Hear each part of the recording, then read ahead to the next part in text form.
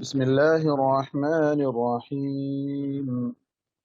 إن في ذلك لآية لمن خاف عذاب الآخرة ذلك يوم مجموع له الناس وذلك يوم مشهود وما نؤخره إلا لأجل معدود يوم يأتي لا تكلم نفس إلا بإذنه فمنهم شقي وسعيد فأما الذين شقوا ففي النار لهم فيها زفير وشهيق خالدين فيها ما دامت السماوات والأرض إلا ما شاء ربك إن ربك فعال لما يريد وأما الذين سعدوا ففي الجنة خالدين فيها ما دامت السماوات والأرض إلا ما شاء ربك عطاء غير مجذوذ فلا تك في مرية مما يعبد هؤلاء ما يعبدون إلا كما يعبد آباؤهم من قبل وإنا لموفوهم نصيبهم غير منقوص ولقد آتينا موسى الكتاب فاختلف فيه ولولا كلمة سبقت من ربك لقضي بينهم وإنهم لفي شك منه مريب وإن كلا لما ليوفينهم ربك أعمالهم إنه بما يعملون خبير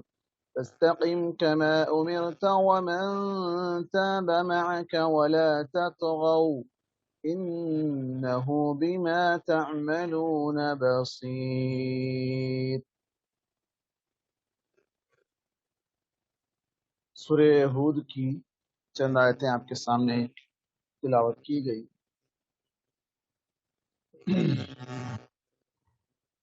گزشتہ درس میں جہاں ہم نے فرعون اور آل فرعون کے تعلق سے جانا تھا کہ اللہ تبارک و تعالیٰ نے اسے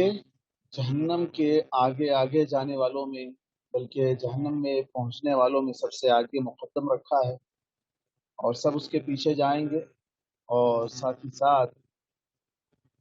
جن جن کی بھی لوگ دنیا میں عبادت کرتے تھے، چاہے وہ پتھر ہوں چاہے جو بھی ہوں، یہاں تک کہ اگر کسی نے خود سے اپنے آپ کو معبود بنانے کا حکم دیا تھا تو وہ بھی جہنم میں اللہ تبارک و تعالیٰ انہیں بھی حسب جہنم کے طور پر جہنم میں انہیں بھی جلائے گا. یہ اللہ تبارک و تعالیٰ کا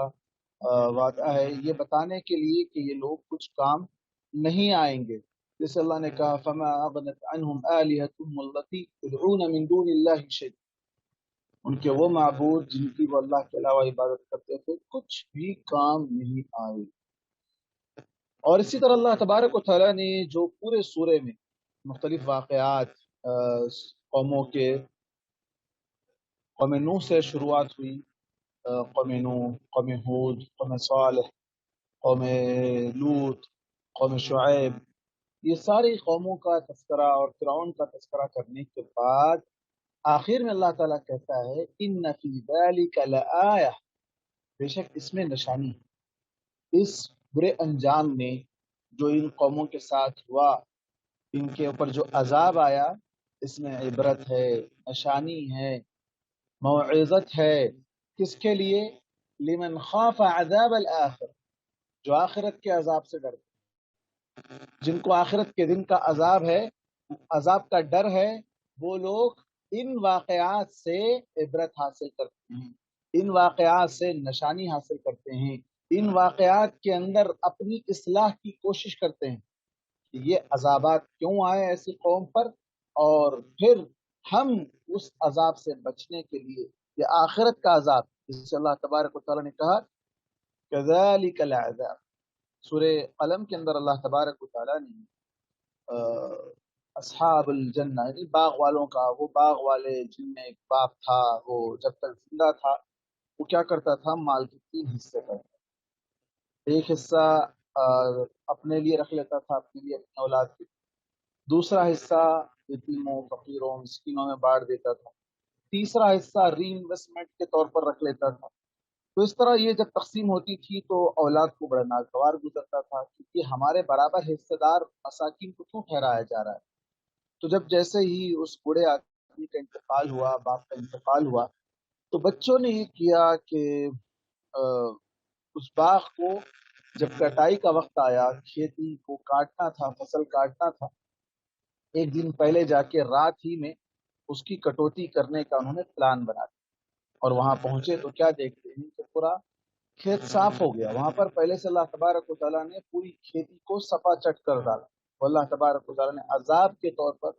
یہاں تک کہ وہ اپنی زمین کو پہچان بھی نہیں پا رہے تھے کہ یہ ان کی زمین ہے یا کسی اور کی زمین ہے، لیکن جب بعد میں سمجھ میں آیا کہ تو ہماری زمین ہے لیکن ہمیں محروم کر دیا گیا، تو اللہ تبارک و تعالیٰ نے جب انہوں نے اللہ سے معافی مانگی تو اللہ نے کہا یہ تو ایک معمولی عذاب، کذالک العذاب ولعذاب الآخرۃ اکبر، آخرت کا عذاب بہت بڑا ہے۔ تو یہ جو دنیا میں عذابات آتے ہیں یہ عذاب بہت معمولی، لیکن معمولی آخرت کے اعتبار سے، لیکن دنیاوی اعتبار سے اگر دیکھا جائے تو بہت بڑا عذاب۔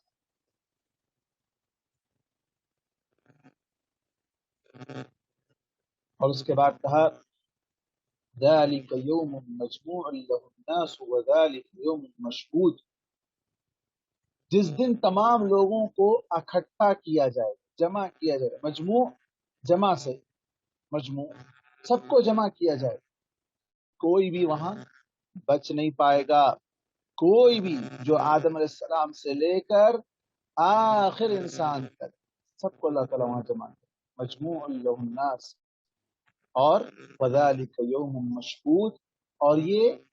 تمام اہل محشر مشاہدہ کریں گے، یعنی محشر کے میدان میں سب کے سامنے حساب کتاب ہوگا، نام اعمال تولے جائیں گے، پھر اس کے بعد نام اعمال کو دیا جائے گا، اور جو عذاب کا فیصلہ ہوگا وہ سب کے سامنے ہوگا۔ اسی لیے دوسرے مقام پر کیا کہا گیا کہ آخرت کا عذاب بڑا رسوا کن، اخزا، بہت زیادہ رسوا کرنے والا ہے، اور آخرت کی رسوائی، دنیا کی رسوائی ہی انسان برداشت نہیں کر سکتا ہے، تو آخرت کی رسوائی کو کیسے برداشت کرے گا، جہاں سارے انسان ہوں گے، سارے انبیاء ہوں گے، سب ہوں گے۔ تو اس عذاب سے ڈرنے یا اس دن کے خوف کھانے والے کے لیے ان واقعات میں عبرت، جو پچھلے واقعات گزرے ہیں قوموں کے، ان میں عبرت ہے کہ اب یہ جو آخرت کا عذاب ہے وہ تو اپنی جگہ ہے، لیکن دنیا میں جو عذاب آج ہم پر نہیں آ رہا ہے یہ تو اللہ کے نبی صلی اللہ علیہ وسلم کی دعا کا نتیجہ ہے، ورنہ آخرت کا عذاب تو ہے۔ اور آگے اللہ نے کہا وَمَا نُؤَخِّرُهُ إِلَّا لِأَجَلٍ مَّعْدُودٍ، ہم ایک مقرر وقت تک کے لیے اس میں تاخیر کر رہے ہیں، کب آئے گا وقت وہ اللہ کو پتہ ہے۔ جیسے قرآن مجید کے بہت سے مقامات پر اللہ تبارک و تعالیٰ نے ان لوگوں کے تعلق سے جو اللہ کے نبی صلی اللہ علیہ وسلم پر ایمان نہیں لاتے اور کسی بھی نبی پر ایمان نہیں لاتے، وہ لوگ ہمیشہ یہی اعتراض کرتے تھے وَيَقُولُونَ مَتَىٰ هَٰذَا الْوَعْدُ إِن كُنتُمْ صَادِقِينَ، کہتے یہ جو آخرت کی تم بار بار دھمکی دیتے ہو کہ کب آنے والی آخرت بتاؤ، آخرت کا انکار اس طرح کیا کرتے اور اس کا مذاق اڑایا کرتے تھے۔ جیسے اللہ تبارک و تعالیٰ نے دوسرے مقام پر کہا یسألونک عن الساعة ایان مرساها، یہ لوگ آپ سے سوال کرتے ہیں کہ یہ قیامت کب آنے والی، تو اللہ کے نبی صلی اللہ علیہ وسلم کی زبانی کہلوایا گیا کہ اس کا علم اللہ کے پاس ہے، علمها عند ربی لا یجلیها لوقتها، اس کا وقت جب آئے گا تب اللہ تعالیٰ اس کو ظاہر کرے گا، اور وہ دن بڑا بھاری دن، وہ دن بہت بھاری دن ہوگا۔ کیسا دن ہوگا، اللہ تبارک و تعالیٰ نے سورہ حج کی ابتدائی آیت کے اندر اس کا تذکرہ کیا۔ قیامت کا تذکرہ اگر دیکھنا ہے، قیامت کا محشر کا عالم کیا ہوگا، سورہ حج کی ابتدائی آیتیں پڑھی، اللہ تبارک و تعالیٰ نے اس کے اندر اس کا تفصیلی طور پر تذکرہ کیا، یا ایھا الناس اتقوا ربکم ان زلزلۃ الساعۃ شیء عظیم، اے لوگو اپنے رب سے ڈرو. ساری انسانیت کو خطاب کیا گیا، صرف اہل ایمان کو خطاب نہیں کیا گیا. اس آیت سارے لوگوں سے خطاب کیا گیا اور کہا گیا کہ تم سب اپنے رب سے ڈرو. ان زلزلۃ الساعۃ شیء عظیم، یقیناً قیامت کا عذاب، قیامت کا زلزلہ بہت بڑی چیز. کیا ہوگا اس دن؟ یوم ترونها تذهل كل مرضعة عما رضعت وتضع كل ذات حمل حملها وترى الناس سكارى وما هم بسكارى ولكن عذاب الله شديد. اس دن آپ دیکھو گے کہ دودھ پلانے والی ماں اپنے دودھ پیتے بچے کو چھوڑ دے گی. حاملہ عورت اپنے بچوں کو جنم دے دے گی، ان کا حمل وضع ہو جائے گا. اور اس کے بعد آگے کیا کہا؟ آپ دیکھو گے کہ لوگ نشے میں نظر آ رہے ہیں. ایسا لگے گا کہ لوگ کچھ نشہ کیے ہوئے ہیں. وما ہم بسکارا، وہ نشے میں نہیں ہیں. اللہ کا عذاب ہی کچھ ایسا سخت ہے کہ جس کی وجہ سے یہ عالم ہوگا کہ دودھ پلانے والی، آپ دیکھیں گے جو ماں ہوتی، ماں اپنے بچوں سے بڑی مہربان، بڑی محبت کرنے والی ہوتی، چاہے وہ پاگل ہی کیوں نہ، چاہے وہ پاگل ہی کیوں نہ ہو. ماں جو ہے مجنون ہی کیوں نہ ہو، وہ اپنے بچوں کو نہیں چھوڑتی، بچوں کا بڑا خیال رکھتی ہے. لیکن اگر اس نے کوئی گناہ کیا ہوا ہے اور گناہ کی وہ اولاد ہے تو وہ الگ بات ہے، اس کو پھینک کر چلی جائے. لیکن جو حقیقی اولاد ہے اور اسے گناہ کا ڈر نہیں ہے تو وہ اپنے بچوں کو چمٹائے رکھے اور اس کے لیے جان دے دے گی، اس کے لیے نیند قربان کرے گی، اس کے لیے اپنا سکون قربان کرے گی، سب کچھ قربان کر دے گی. تو یہاں کہا گیا کہ اس دن کا عالم ایسا ہوگا کہ ویسی ماں بھی اپنے بچے کو چھوڑ کر چلی جائے گی. اور پھر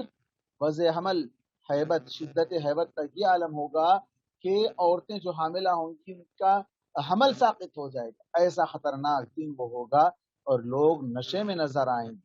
اور وہاں ہر آدمی اپنے اپنے اعمال کے مطابق پسینے میں ڈوبا ہوا ہوگا. ہر ایک کو اپنی پڑی ہوگی. یوم یفر المرء من اخیہ وامہ وابی وصاحبتہ وبنیہ لکل امرئ منہم یومئذ شأن یغنیہ. باپ سے بھاگے گا، ماں سے بھاگے گا، بیوی سے بھاگے گا، بھائی سے بھاگے گا. سب کو اپنی اپنی پڑی ہوگی کہ میرے ساتھ کیا ہونے والا ہے. اگر آج آپ اس کا اندازہ لگانا چاہیں تو کوئی مشکل چیز نہیں. یہ پچھلے زمانے میں جب محبتیں تھی، لوگوں میں الفتیں قائم تھی، ایک دوسرے کا احترام تھا، خاندان، قبیلے سب معروف تھے، آنا جانا، میل ملاقات، ایک دوسرے کے لیے حمایت، یہ ساری چیزیں تھی، تب یہ بات شاید سمجھ میں نہیں آ سکتی تھی کہ کیسے ایسے ہو سکتا ہے. ایسے کیسے ہو سکتا ہے کہ بھائی بھائی کو چھوڑ دے، ایسے کیسے ہو سکتا ہے کہ ماں باپ کو چھوڑ دے، ایسے کیسے ہو سکتا ہے. اس طرح لوگ اس وقت شاید سوچ سکتے تھے. لیکن آج آپ کو یہ چیز کا اندازہ لگانا مشکل نہیں ہے. کیوں؟ اس لیے کہ آج آپ دیکھ رہے ہیں کہ لوگوں کے اندر رفتہ رفتہ آہستہ آہستہ یہ چیزیں خود بخود آ رہی ہیں. آہستہ آہستہ یہ چیزیں آ رہی ہے. لوگ آج سیلفسٹ بنے ہوئے ہیں، خود غرض بنے ہوئے ہیں. اپنی مطلب، اپنے مفاد، اپنی ضرورت کے حد تک کسی سے بات کرتے ہیں. جب کام بن جاتا ہے تو چاہے وہ ماں ہو، چاہے وہ بھائی ہو، چاہے وہ باپ ہو، چاہے بیٹا ہو، چاہے بیوی ہو، کوئی بھی ہو، اس قدر آج سیلفسٹ لوگ بن چکے. اور بہت سی چیزیں ہیں جو آج ہم نظارہ کر سکتے ہیں ان تمام چیزوں کا. یہ تو خیر اللہ تبارک و تعالیٰ کا فضل و کرم ہے کہ اللہ تبارک و تعالیٰ کوئی بڑا عذاب ہم پر نہیں نازل کیا ہے جس کے اندر سارے لوگ ہلاک ہو جائیں. یہ تو اللہ کے نبی صلی اللہ علیہ وسلم، اللہ تبارک و تعالیٰ آپ پر رحمتیں نازل فرمائے، آپ پر درود و سلام نازل فرمائے. یہ اللہ کے نبی صلی اللہ علیہ وسلم کی دعا کا نتیجہ ہے. دیکھیں آپ سورہ ہود کی ابتدا میں ہم نے کہا تھا کہ سورہ ہود وہ سورت ہے جو اللہ کے نبی صلی اللہ علیہ وسلم کو بوڑھا کر دیا تھا، جس نے حیبت اور پریشانی کے عالم میں آپ کے سر کے بال سفید ہو گئے. اور آج ہم اتنے سارے واقعات پڑھ رہے ہیں، اتنے سارے عذابات اپنی آنکھوں سے دیکھ رہے ہیں، پھر بھی اس کے باوجود ہمارے پاس اس طرح کی کوئی کیفیت نہیں، ہمارے پاس اس طرح کی کوئی بھی کیفیت نہیں. اللہ ہدایت دے ہم سب.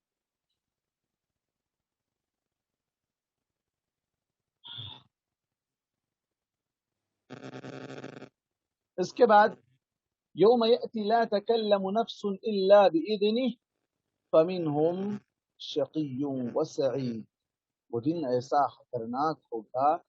کہ اس دن کوئی آدمی اللہ کی مرضی اور اس کی اجازت کے بغیر بات نہیں کر سکے، بات تک نہیں کر سکے گا، اور ان میں سے بعض اچھے لوگ بھی ہوں گے اور بعض برے لوگ بھی ہوں گے۔ شقی بدبخت کو کہا گیا اور سعید نیک بخت جس کی قسمت اچھی ہو۔ اب یہاں ایک اعتراض پیدا ہوتا ہے، وہ اعتراض یہ ہے کہ اللہ تعالیٰ یہاں کہہ رہا ہے کہ کوئی آدمی اس دن بات نہیں کر سکے گا، دوسرے مقام پر ہے کہ اس دن کفار اللہ تعالیٰ سے جھگڑا کریں گے، فَإِذَا هُوَ خَصِيمٌ مُبِينٌ، جیسے اللہ تعالیٰ نے سورہ یاسین کے اندر تذکرہ کیا کہ انسان دنیا میں آیا ہے، مٹی سے پیدا کیا گیا، ہڈی اس کے اوپر گوشت چڑھایا گیا، پھر وہ مرے گا تو اس کی ہڈی اور گوشت گل جائیں گے اور وہ مٹی بن جائے گا، تو انسان اس بات کو نہیں مانتا ہے، وہ جھگڑالو ہے، فَإِذَا هُوَ خَصِيمٌ مُبِينٌ، وہاں پر بھی انسان جھگڑا کرے گا، اللہ تعالیٰ سے جھگڑا کرے گا، جیسے یہاں پر اللہ نے کہا یوم تأتی کل نفس تجادل عن نفسها، اس دن آئے گا ہر نفس آ کر اپنے رب سے جھگڑا کرے گا، اپنے نفس کے بارے میں جھگڑا کرے گا، ربنا ما کننا مشرکین، وہاں یہ کہیں گے کہ اے رب ہم مشرک نہیں تھے، ہم مشرک نہیں تھے۔ پھر یہ آیت جو کہہ رہی ہے کہ لا تکلم نفس الا باذن، کوئی بھی اس دن بات نہیں کر پائے گا، تو اس کا کیا معنی ہے؟ تو مفسرین نے ان دو آیتوں میں تفسیر یہ دی کہ اس دن مراحل ہوں گے، ایک مرحلہ ایسا ہوگا جہاں انسان جھگڑا کر رہے گا، اللہ تعالیٰ کہے گا کہ نہیں میں شرک نہیں کرتا تھا، اللہ میرے ساتھ یہ نہیں ہوا، فلاں ہوا، اپنی صفائی دینے کی کوشش کرے گا، اور ایک وقت ایسا آئے گا کہ ان کے منہ پر مہر لگا دی جائے گی، ان کے منہ کو سیل کر دیا جائے گا، جیسے سورہ یاسین کے اندر اللہ تبارک و تعالیٰ نے کہا کہ ان کے ہاتھ اور ان کے پیر ہم سے بات کریں گے، ان کی زبان پر ہم لاک ڈال دیں، وہ بات نہیں کر سکیں گے۔ اس طرح دوسرے مقام پر سورہ مومن کے اندر بھی غالباً سورہ حامیم سجدہ کے اندر اللہ تبارک و تعالیٰ نے اس کا تذکرہ کیا، جہاں پر اللہ تبارک و تعالیٰ نے کہا کہ اس دن ہر چیز بات کرے، ہر ایک کو ہم بولنے والا بنا دیں گے، اور وہ لوگ جو اپنی چمڑیوں سے مخاطب ہو کر کہیں گے ارے یہ کیا بات ہے، تم کو جہنم کے عذاب سے بچانے کے لیے ہم تمہارا ڈیفنس کر رہے تھے اور تم لوگ ہمارے ہی خلاف گواہی دے رہے ہو، تو وہ کہیں گے انطقنا اللہ الذی انطق کل شیء، ہم نے اس ذات نے، اس رب نے بولنے کی طاقت دی جس نے ہر چیز کو بولنے کی طاقت دی۔ اور آج بھی یہ چیزوں کا مشاہدہ عام ہے، کئی ایک چیزیں ہیں جو لوہا بات کرے گا تو لوہا بات کر رہا ہے، کئی ایسی چیزیں جو سامنے آ رہی ہیں، اللہ تعالیٰ دنیا ہی میں یہ ساری چیزوں کو سامنے لا کر بتا رہا ہے کہ کس طرح کوئی اور چیز بھی جو بے زبان ہے وہ بات کر سکتی ہے، یہ ساری چیزیں آج ہمارے سامنے ہیں۔ اس کے بعد کہا خالدین فیہا ما دامت السماوات والارض الا ما شاء ربک، خالدین فیہا ما دامت السماوات والارض، اس میں وہ ہمیشہ ہمیشہ رہیں، کس حالت میں؟ جو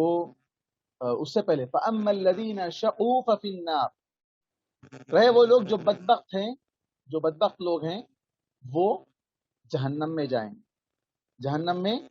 جائیں گے، ان کا ٹھکانہ جہنم ہوگا، لَهُمْ فِيهَا زَفِيرٌ وَشَهِيقٌ، وہاں وہ چیخیں ماریں گے، دھاڑے ماریں گے، چیخ کر پکاریں گے، ایک تو عذاب کی وجہ سے، اس کیفیت کی وجہ سے جس کیفیت میں وہ مبتلا ہے، چیخیں مار مار کر ہمیں بچا لو، ہمیں بچا لو، یا یہاں سے ہم کو نکال دو، ہم آئندہ ایسا نہیں کریں گے، اس طرح کے جملے، اس طرح کی چیخیں وہاں سنائی دے گی۔ اللہ نے کہا شقو،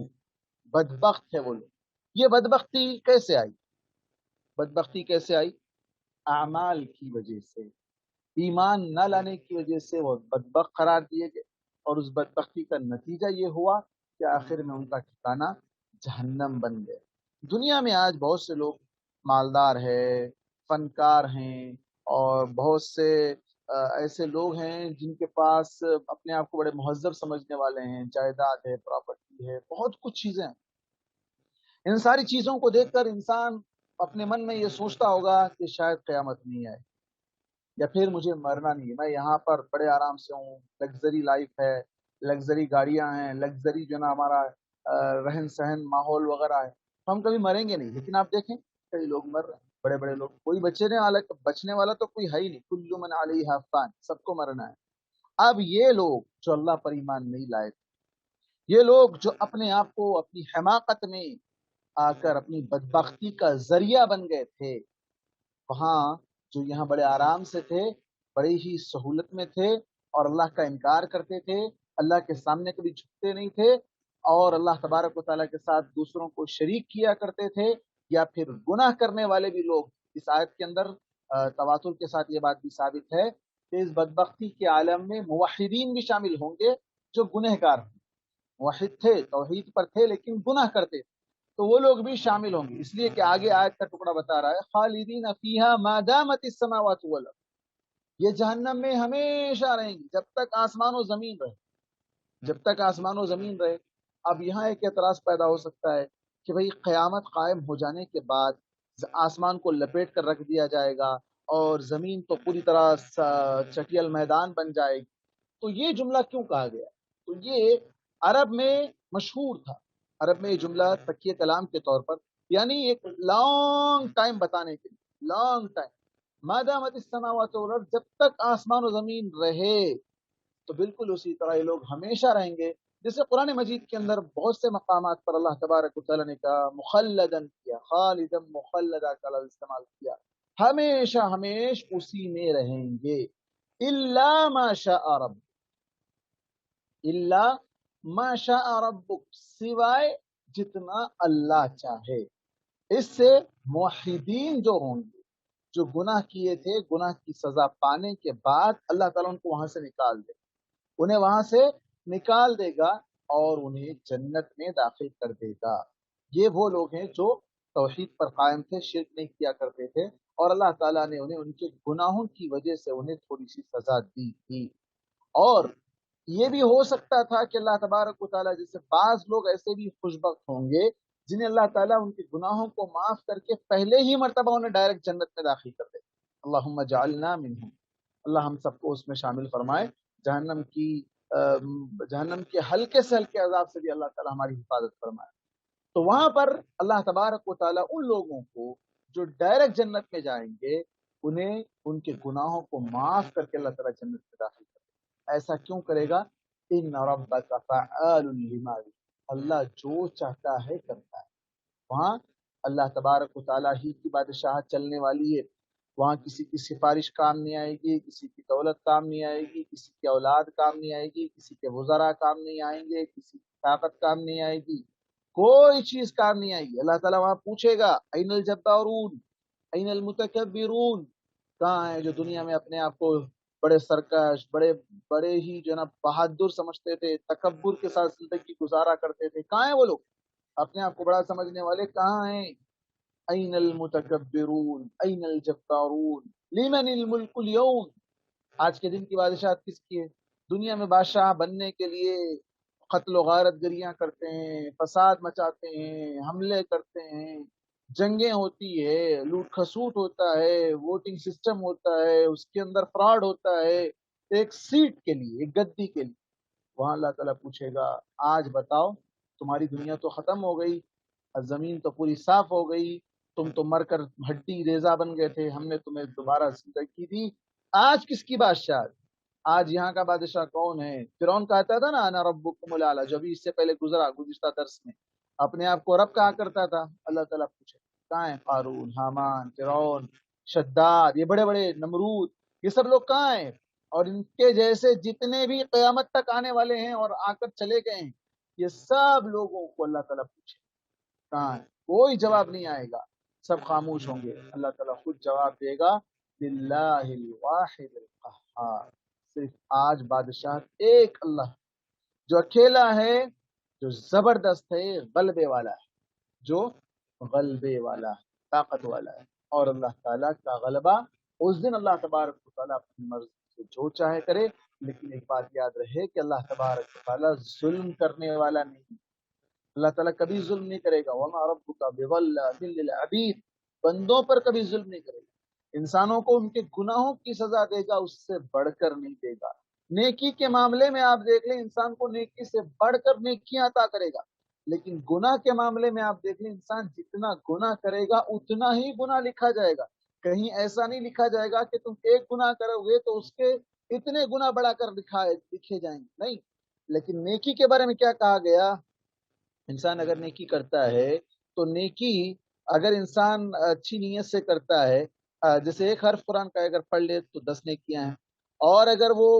بڑی مشقت سے پڑھ رہا ہے تو ڈبل نیکیاں ہیں، 20 نیکیاں ہیں اور بھی زیادہ۔ اسی طرح صدقہ خیرات کے بارے میں کیا کہا گیا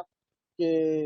انسان جب بھی خرچ کرتا ہے من جاء بالحسنۃ فلہ عشر امثالها، 10 نیکیاں لکھی جائیں گی۔ دوسرے مقام پر کہا گیا کہ اس کو 700 نیکیاں دی جائیں گی، اور اسی طرح آگے کہا گیا واللہ یضاعف لمن یشاء، 700 نہیں بلکہ اس سے بھی بڑھ کر اللہ تعالیٰ دینے والا ہے۔ لیکن یہ چیز آپ دیکھیں کہ اللہ تعالیٰ گناہ کے معاملے میں ایسا کیا کہ انسان اگر ایک گناہ کرے گا تو اس کو 10 گنا لکھے جائیں گے، ایک گناہ کرے گا تو 700 گنا لکھے جائیں گے، نہیں، یہ اللہ تبارک و تعالیٰ کا انصاف۔ اگر ایسا ہوتا، اگر ایک گناہ کو بڑھا کر 10 یا 700 یا اس سے بڑھا کر اگر لکھ دیا جاتا تو اللہ کی قسم کوئی انسان بچ نہیں پاتا، کوئی انسان بچ نہیں پاتا۔ ہر انسان سے گناہ ہوتے ہیں، اور اگر ان گناہوں کو بڑا چڑھا کر اگر لکھا جائے جس طرح نیکیوں کو لکھا جاتا ہے تو پھر انسانوں کا بچنا محال ہو جائے گا، کیونکہ ان کی نیکیوں کو بڑھانے کی وجہ سے ان کی نیکیوں کا پلڑا بھاری ہو سکتا ہے، لیکن اگر گناہوں کو اگر بڑھا دیا جائے تو آپ خود کمپیئر کر سکتے ہیں کہ ہم سے کتنی نیکیاں ہوتی ہیں اور کتنے گناہ ہوتے ہیں، اور نیکیوں کا پلڑا ہمارا بھاری اس وجہ سے ہوگا چونکہ اللہ تعالیٰ نیکیوں کو بڑھا کر لکھ رہا ہے۔ اگر گناہوں کو اسی طرح بڑھا دیا جاتا تو پھر گناہوں کا پلڑا ہی بھاری پڑ جائے گا۔ اللہ تعالیٰ ہم سب کو محفوظ رکھے، گناہوں سے بچائے رکھے۔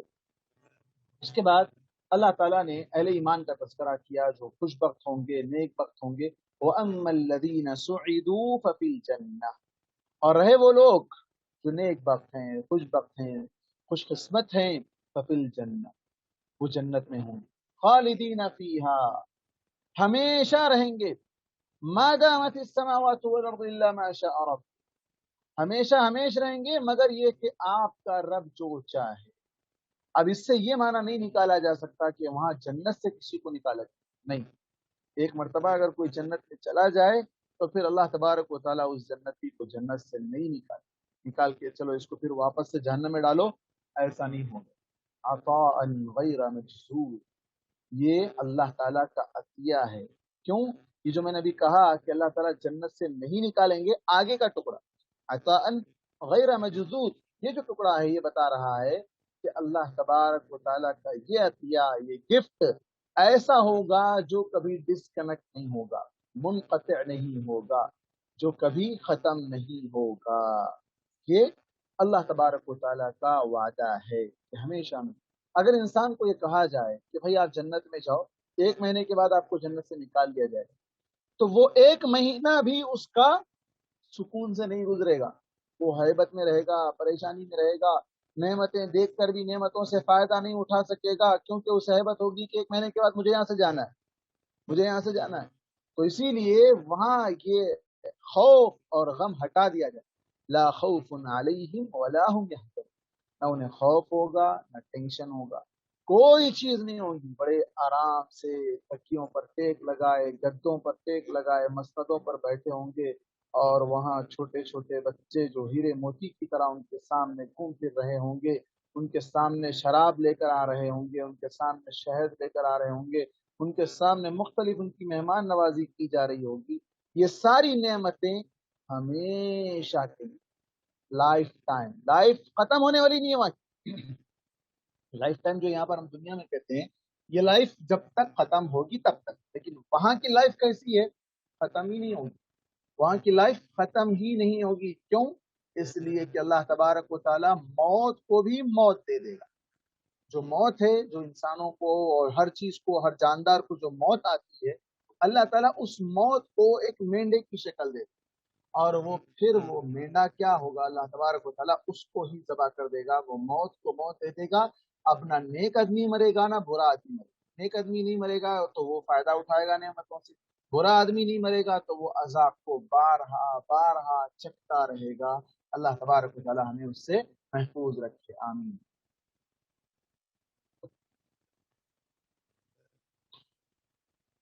فلا تك في مرية مما يعبد هؤلاء ما يعبدون إلا كما يعبد آباؤهم من قبل وَإِنَّا لَمُوَفُّوهُمْ نَصِيبَهُمْ غَيْرَ مَنْقُوصٍ۔ بس اے نبی کریم صلی اللہ علیہ وسلم، آپ ان معبودوں کے بارے میں جن کی یہ لوگ عبادت کرتے ہیں کسی بھی طرح کے شک میں نہ پڑے، مطلب اللہ کے نبی صلی اللہ علیہ وسلم کو شک نہیں تھا، لیکن آپ دیکھیں قرآن مجید کا یہ اسلوب رہا ہے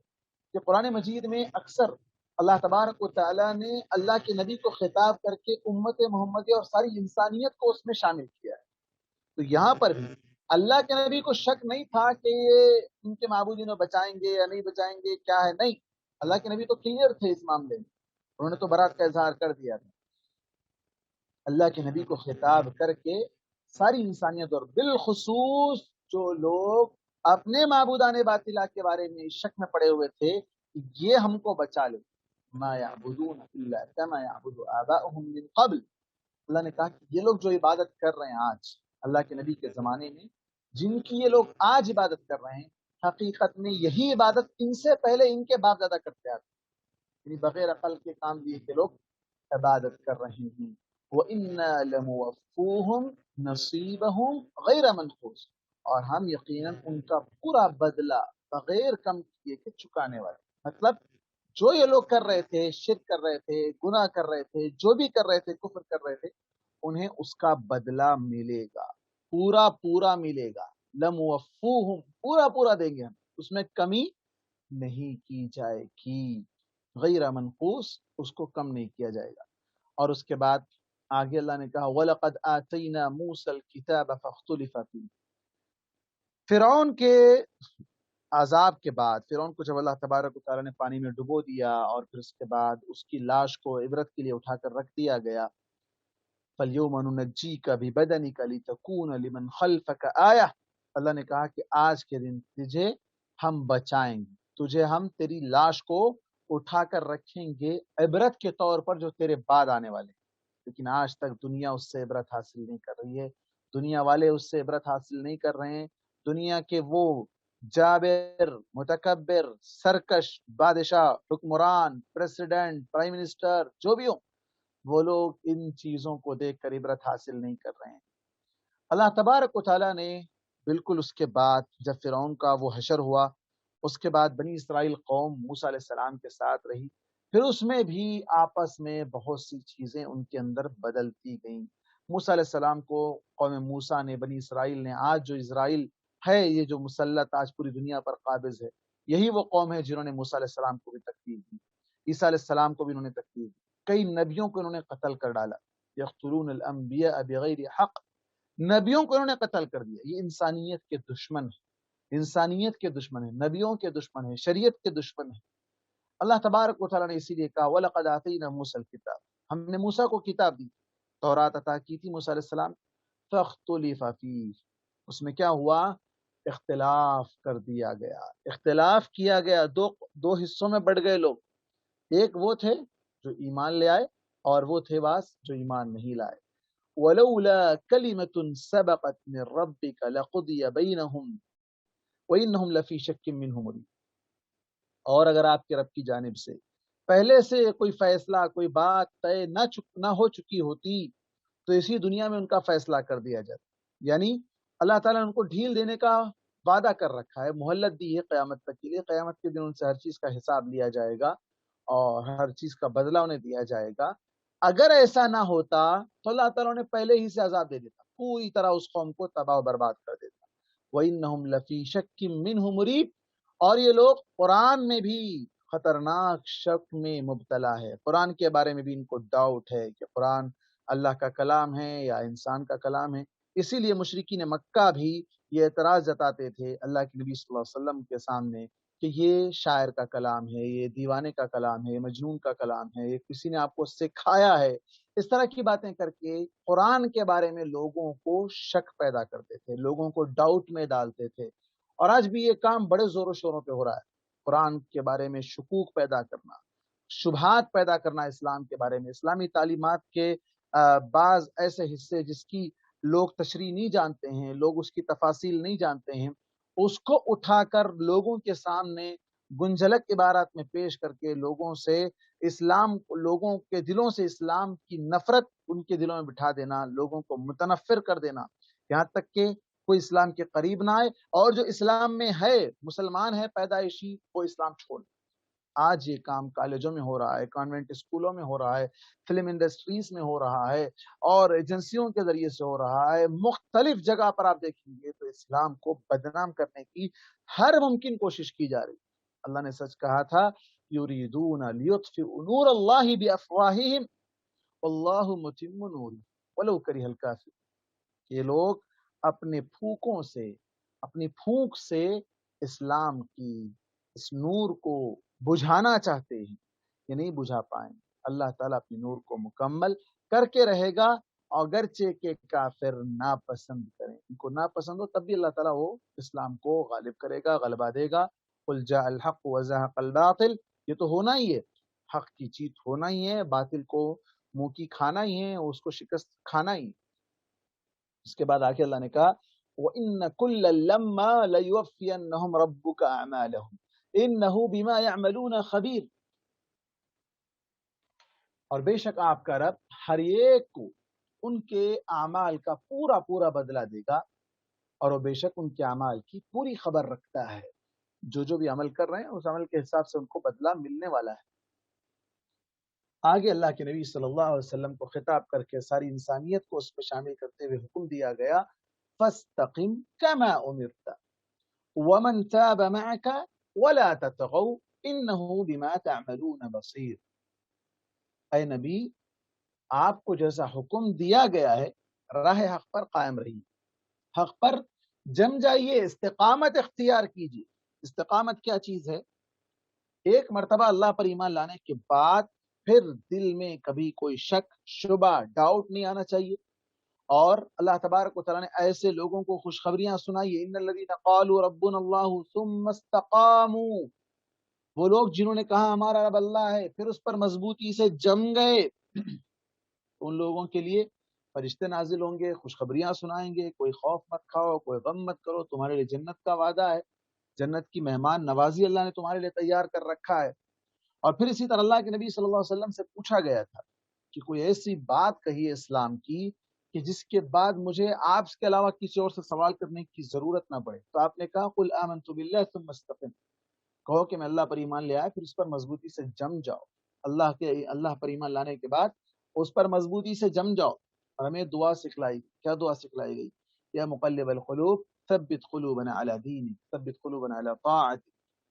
اے اللہ تو دلوں کو پھیرنے والا ہے، اپنے دین پر، اپنی اطاعت پر ہمارے دل کو پھیر دے، استقامت عطا فرما۔ استقامت بہت بڑی چیز ہے۔ استقامت کیوں؟ اس لیے کہ آج آپ دیکھیں گے،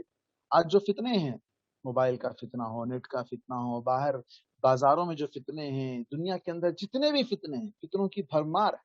بھرمار ہے۔ ایسے فتنوں کے دور میں آپ دیکھیں تو بڑا تعجب ہوگا آپ کو کہ جو لوگ ایک زمانے میں بڑے دیندار، بڑے متقی، بڑے پرہیزگار تھے، آج ان کے اندر سے آہستہ آہستہ یہ چیزیں ختم ہو رہی ہیں۔ جو وہ لوگ ایک وقت کی نماز کو چھوڑنا گوارا نہیں کرتے تھے، آج وہ کئی نمازیں چھوڑ رہے ہیں۔ جو لوگ کبھی حلال کے علاوہ حرام کھانے کی سوچتے تک نہیں تھے، آج وہ حرام کو جائز بنانے کی فکر میں لگے ہوئے ہیں۔ ایسی بہت سی چیزیں ہیں۔ آپ خود اپنے آپ کا، اپنے اطراف و اکناف کے لوگوں کا جائزہ لیں، کیونکہ عام طور پر یہ ہوتا ہے جب اس طرح کی بات کی جاتی ہے تو ہمارے سامنے دوسرے لوگ ہوتے ہیں، ہاں وہ ایسا کرتا تھا، پہلے ایسا کر رہا ہے۔ نہیں، پہلے اپنے آپ کو دیکھیں کہ میں پہلے کیا کرتا تھا، میرے گھر میں کہاں تک عبادتوں کا اہتمام ہوتا تھا، میرے گھر میں میرے اندر کیا کیا خوبیاں تھی، آج وہ آہستہ آہستہ ختم ہو رہی ہیں اور میرے اندر خامیاں جنم لیتی جا رہی ہیں۔ اپنے آپ کا انسان جائزہ لے کر دیکھے، آج استقامت، دین پر استقامت ختم ہوتی جا رہی ہے۔ لوگ بس نام کے مسلمان ہیں۔ اللہ نے کہا کما امرت، جیسے حکم دیا گیا۔ کیسے حکم دیا گیا؟ استقامت کا حکم کیسا دیا گیا؟ اللہ کے نبی صلی اللہ علیہ وسلم نے کہا کہ اگر تمہیں جلا دیا جائے یا تمہارے ٹکڑے ٹکڑے کر دیے جائیں تب بھی تم ایمان سے نہیں ہٹنا، تب بھی تم ایمان سے نہیں ہٹنا۔ آج ہمارے مسلمان بچیاں ہندوؤں سے شادی کر رہی ہیں، آج ہمارے لوگ کیا ہو جا رہا ہے، کیا کیا کہیں، کس کس تعلق سے کہیں، کتنے ٹاپکس ہیں جو کہنے کے لیے بہت کچھ ہے۔ تو یہ ساری چیزیں آج ہمارے سامنے ہیں، تو لوگ استقامت پر نہیں ہیں، معمولی دنیاوی مفاد کے لیے شادیاں مسلمان بچیوں کی مسلمان نہیں کر رہے ہیں، جہیز جھوڑا پوچھ رہے ہیں، گھوڑا پوچھ رہے ہیں، یا پھر جو ہے نا مسلمان بچہ سمجھ میں نہیں آ رہا ہے، ہندوؤں کے ساتھ بھاگ جا رہی ہیں، ہندو ہو جا رہی ہیں۔ ابھی کل میں ایک نیوز دیکھ رہا تھا، بتایا کہ اس کے اندر حیدرآباد کی کوئی ایک مسلم بچی ہے جس نے ہندو سے شادی کی تھی، اس کا گردہ فیل ہو گیا، اس کی کڈنی فیل ہو گئی، تو یہ اس کو کڈنی دینے کے لیے تیار ہے، جان تک دینے کے لیے تیار ہو جا رہی ہے۔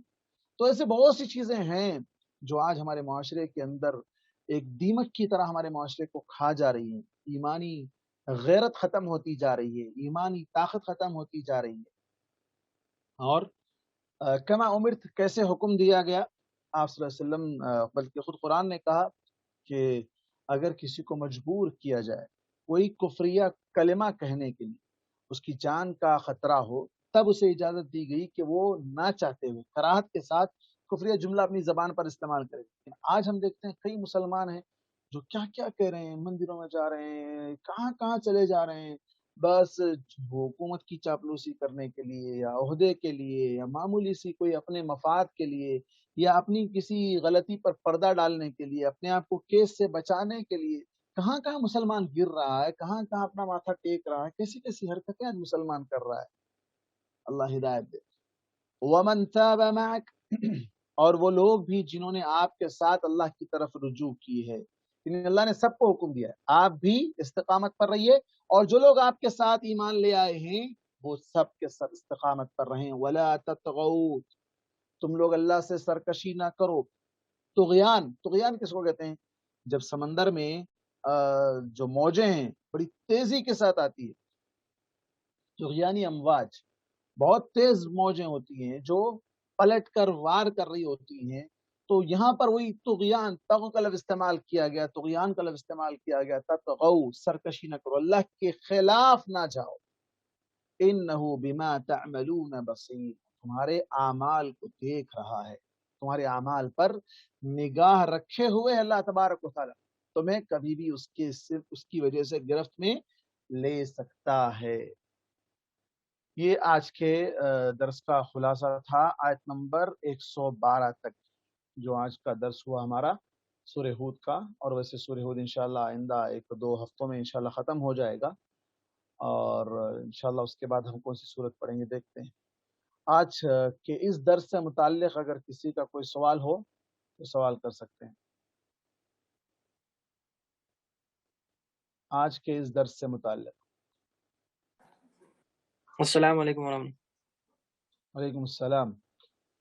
مولانا آپ نے بولا تھا کہ سورہ کے مطابق گناہ ایک ہوا تو ایک ہی لکھتے، زیادہ نہ لکھتے، مگر رمضان کے متعلق میں جتنا ہوتے اس سے بڑھ کے 70 ایک گناہ کا 70 گناہ ایسا ہوتے ہیں نا، وہ صحیح ہے مولانا؟ نہیں نہ، کہاں ہے، کہیں بھی نہیں ہے۔ تو ہم سنے تھے مولانا، اس لیے پوچھ رہا ہوں۔ نہیں۔ ہاں البتہ مکے میں انسان اگر کوئی گناہ نہیں بلکہ گناہ کا ارادہ بھی کرا تو گناہ لکھا جائے، گناہ نہیں کیا۔ مکے کے اندر اللہ نے کہا وَمَن يُرِدْ فِيهِ بِإِلْحَادٍ بِظُلْمٍ نُذِقْهُ مِنْ عَذَابٍ أَلِيمٍ۔ حدود مکہ کے اندر، حرم مکہ کے اندر اگر کوئی شخص